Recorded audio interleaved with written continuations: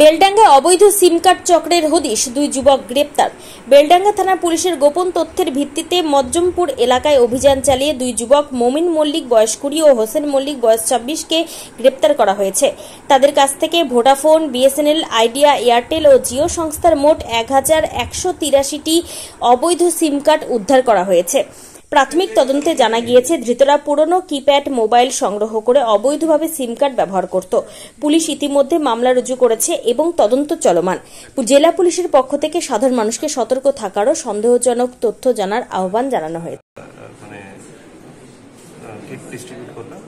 একটা ছাতা, water bottle, towel, স্প্যাক্স রয়েছে, তো গ্লুকন-ডি এসব রয়েছে, ক্যারি ব্যাগ রয়েছে।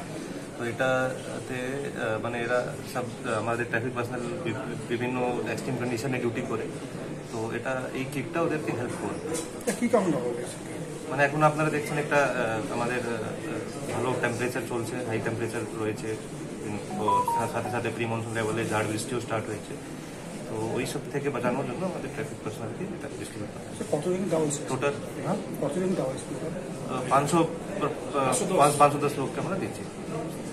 কালকে অ্যাকচুয়ালি আমাদের একটা সোর্স ইনফরমেশন ছিল যে মজ্জমপুরে কিছু ছেলে আনঅথরাইজড ভাবে কিছু সিম, যেগুলো দিয়ে বেসিক্যালি যেগুলো দিয়ে সাইবার ফ্রড হয়, সেগুলো তারা স্টক করে রেখেছে।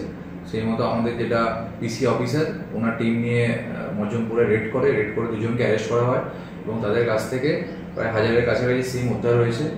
তার মধ্যে ভোডাফোনের সিম হচ্ছে 358টি, বিএসএনএল 473টি, আইডিয়া 22টি, এয়ারটেল 262টি, জিও 68টি।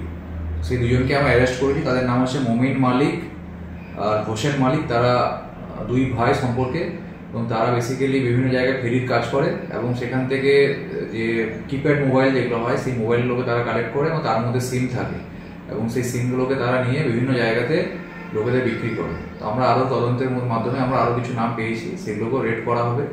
আজকে তাদেরকে কোর্টে ফরওয়ার্ড করা হয়েছে।